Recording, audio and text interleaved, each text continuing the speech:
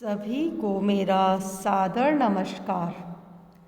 आज हम दादा भाई नौरोजी के आर्थिक विचार जो पूर्व के व्याख्यान में प्रारंभ कर लिए गए उन्हें कंटिन्यू करेंगे।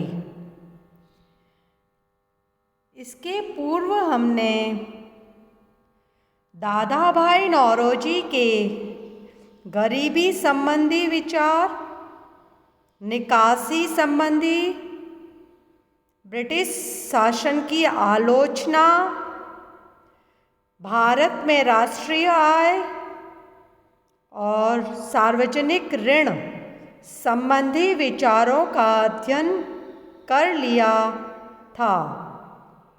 आज हम उनके अन्य विचार, जिसमें करारोपण, रेलवे और अन्य आर्थिक विचार सम्मिलित हैं, करेंगे।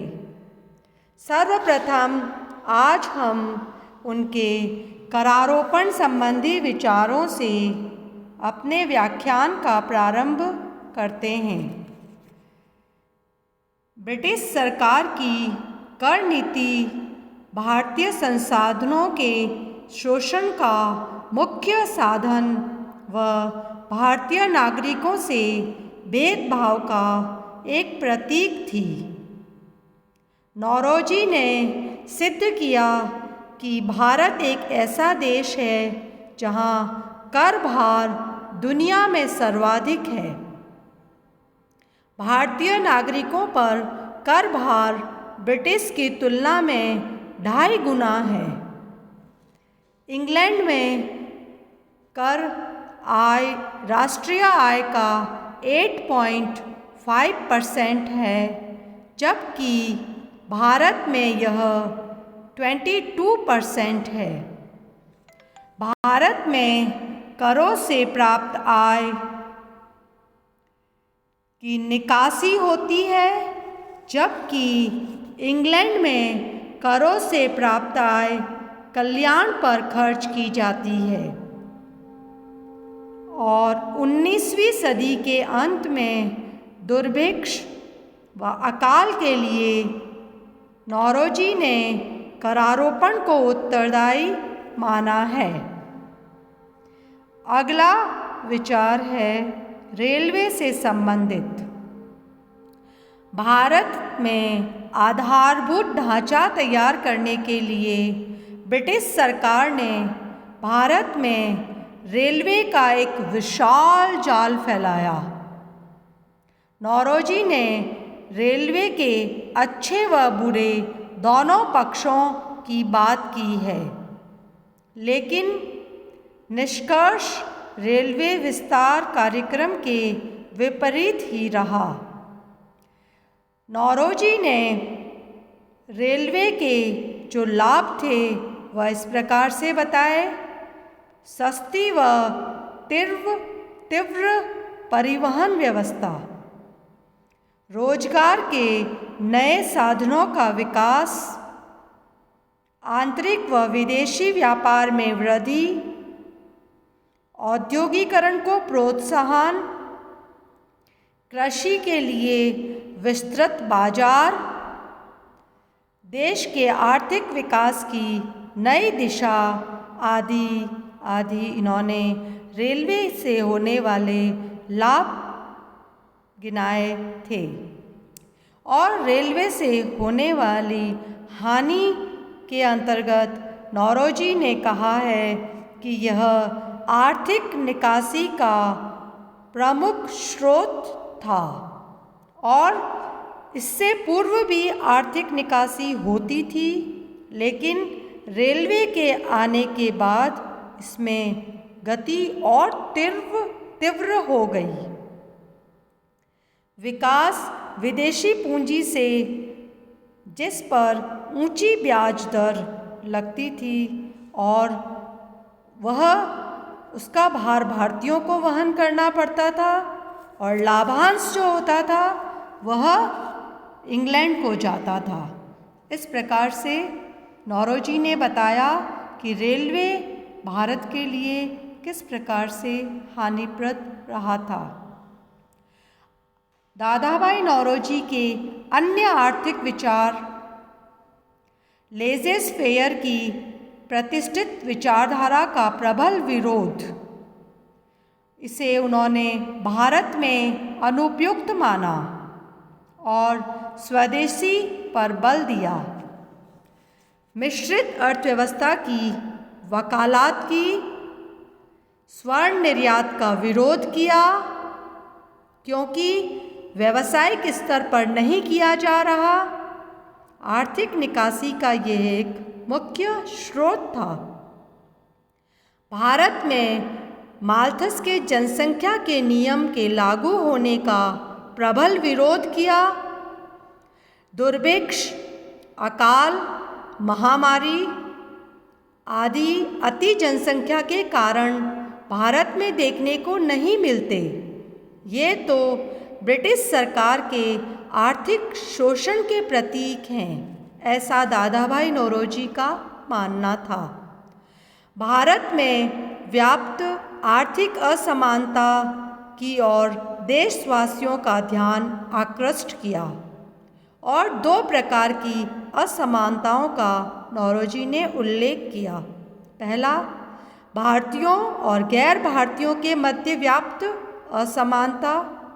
दूसरा, क्षेत्रानुसार या प्रांतानुसार व्याप्त असमानता। इस प्रकार दादाभाई नौरोजी ने जो कहा है कि भारतीयों के साथ किस प्रकार से दुर्व्यवहार ब्रिटिश शासन के अंतर्गत किया जाता था। शिक्षा को मानव पूंजी निर्माण के रूप में लिया और उसके विस्तार पर बल दिया और यहाँ तक भी कहा कि शिक्षा निःशुल्क होनी चाहिए। आर्थिक सुधार संबंधी विचार डॉक्टर V.N. गांगुली ने अपनी पुस्तक Dadabhai Naoroji and the drain theory में इस प्रकार से विचारों को व्यक्त किया। भारत को इस बात का अधिकार कि वह अपने उत्पादन का उपयोग स्वयं के उपभोग व विनियोग हेतु कर सके। सार्वजनिक ऋण पर ब्याज में भारी कटौती की जानी चाहिए। प्रशासनिक व्यय को कम करके न्यूनतम स्तर पर लाना चाहिए। सभी यूरोपीय अधिकारियों, चाहे वे इंग्लैंड में हो या भारत में, उनके वेतन, पेंशन व अन्य भत्ते आदि की एक सीमा तय की जानी चाहिए। भारत में किए जाने वाले विनियोग हेतु सार्वजनिक उधार पर ब्रिटिश सरकार गारंटी प्रदान करे। सभी प्रकार के रोजगार या रोजगारों का तेजी से भारतीयकरण किया जाना चाहिए। इंग्लैंड व भारत के मध्य वित्तीय संबंध न्यायपूर्ण तरीके से परस्पर समायोजित होने चाहिए। सार्वजनिक कार्यों के लिए आवश्यक पूंजी की व्यवस्था होनी चाहिए। प्राथमिक शिक्षा से लेकर उच्च शिक्षा हेतु एक विस्तृत राष्ट्रीय शिक्षा योजना तैयार की जाए। इस प्रकार से नौरोजी ने यह बताया कि किस प्रकार से भारत या भारतीयों का शोषण किया जा रहा था ब्रिटिश शासन के अंतर्गत। अंत में हम यह कह सकते हैं कि नौरोजी को उचित ही भारतीय राष्ट्रवाद का पिता कहा जा सकता है। एक अर्थशास्त्री की हैसियत से उन्होंने आने वाली पीढ़ियों को यह विचार प्रस्तुत किया कि किसी भी देश की राष्ट्रीय उत्पत्ति के साधनों की उत्पादकता पर निर्भर करती है। पहले भारतीय जिन्होंने राष्ट्रीय आय की गणना प्रति व्यक्ति के आधार पर की, देश की अर्थव्यवस्था के लिए राज्य की नीतियों के महत्व पर भी प्रकाश डाला। विदेशी गमन सिद्धांत उनका मुख्य सिद्धांत है। एक राष्ट्रवादी भारत माता के सुपुत्र और व्यवहारिक अर्थशास्त्री, जिनके सामने देश की समस्याओं का स्पष्ट चित्र था, के रूप में नौरोजी का नाम राष्ट्र के इतिहास में सदैव स्मरणीय रहेगा। Thank you. धन्यवाद।